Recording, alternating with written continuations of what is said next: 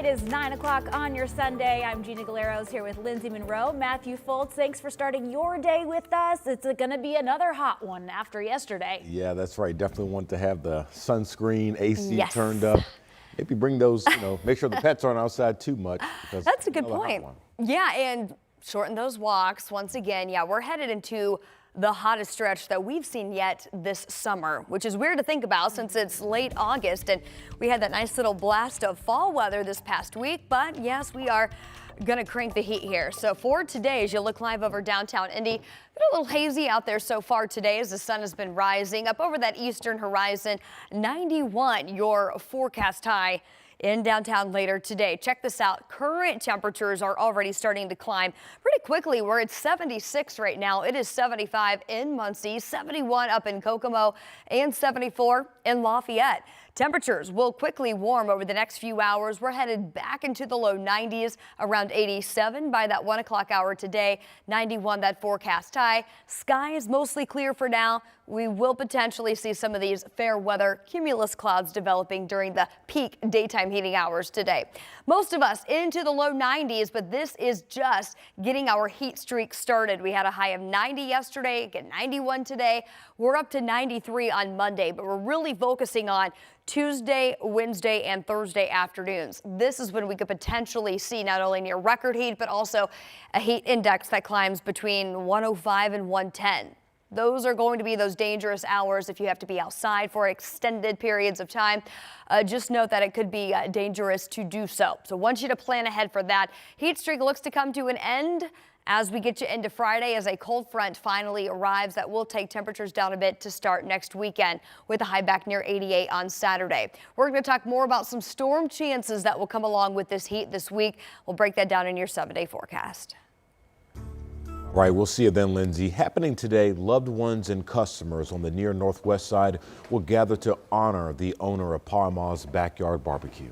George Barnett Nelson Sr. was shot and killed outside his restaurant on Wednesday night. Nelson's family says the shooting was over money and some unfinished contract work at the restaurant. Family members chose to keep the restaurant open in the days after his death because it's what he would have wanted. They say he believed in serving people and is leaving a deep impact on his community. Customers we talked to agree. He's a real good guy. He's every bit of the kind of man you want to be. I mean, he lived and he worked hard, every day. I mean, he didn't ask for anything. I mean, he got out here and made it. Police arrested a 38-year-old man in connection to Nelson's death. The Nelson family will hold a balloon release today at 3 o'clock this afternoon in George's honor. That's happening at Mom Pa's Backyard Barbecue. That's located near 26 and MLK. The family is asking those who join to bring some blue, white, and silver balloons. Metro Police are working to figure out when and where a man was shot yesterday before he showed up to the Popeyes restaurant on 38th and Keystone. We do know the man is in stable condition this morning after being shot in his upper body. It is important to note that investigators do not believe the shooting happened at this Popeyes. I definitely do, and I also don't believe it occurred here because with it being such a busy intersection, and you can look around right now and see plenty of people out, I'm quite confident that had the shooting occurred here, you would have had people calling in, numerous people calling in about shots fired. Now, right now, police are asking anyone with information on this shooting to give them a call. You can also do that directly or through Crime Stoppers. That number is 317-262-TIPS. Well, it was a violent week last week in Indianapolis, and that continued into this weekend. Anna Chucker shows us family of past Indianapolis victims came together this weekend to help bring awareness to the violence in our city. To understand what someone is going through, Moms, be strong! You may need to take a walk in their shoes. They're not just a number. Shoes worn by parents who've lost their kids to gun violence. They are my children. 5 years ago this weekend, Antonia Bailey's children, Ashlyn and Nicholas, were shot and killed. To remember them, she walked with dozens to bring awareness of gun violence in the city. Our community is hurting. Our children are hurting. They're being raised by parents that are hurting. She and other moms joined to help parents who feel the same pain. Every time I hear somebody died of gun violence, it breaks my heart because I know what that nightmare they're gonna live. This walk on 38th Street, organized by city and state leaders, Guns down! but led by the kids who live on the Far East Side. A lot of violence out here.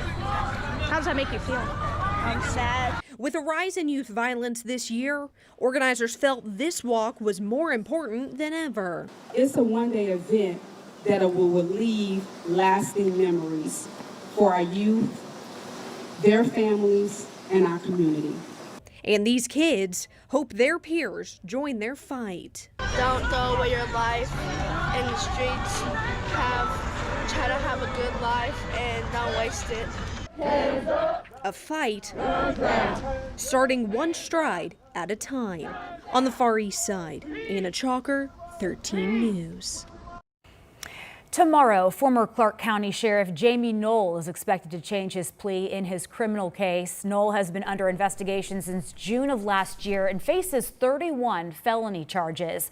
The court filing from Knoll's attorney does not indicate how he plans to plea, but the special prosecutor tells our sister station WHAS in Louisville that he will be admitting guilt. 9:06 on our Sunday morning. Clear the Shelters was a huge success yesterday. The Humane Society for Hamilton County tells 13 News 103 pets were adopted as part of the 10th annual event yesterday. So this surge in adoptions comes just in time as the shelter was massively overcrowded. Yeah, and the day was so successful that the Humane Society tells us they're extending the Clear the Shelter deals another day. And some of those deals include a $10 adoptions, a microchip, a starter bag for food, as well as a wellness exam.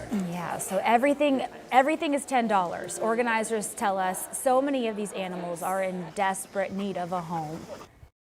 We are starting to see our animals really decline mentally and physically, and so we're really hoping that we can spread awareness on these animals that have waited longer than they should, and we are over capacity, so we want them to see them how we see them. And again, a kennel is just a kennel, it's not a home, so we want to see them thrive into a new home so they don't give up anymore. Look at that sweet girl. The Humane Society for Hamilton County will be open from noon to 5 today for visitors to come meet their forever friends. There are some steps that you'll need to take if you do plan to adopt. We have those listed in this story at WTHR.com.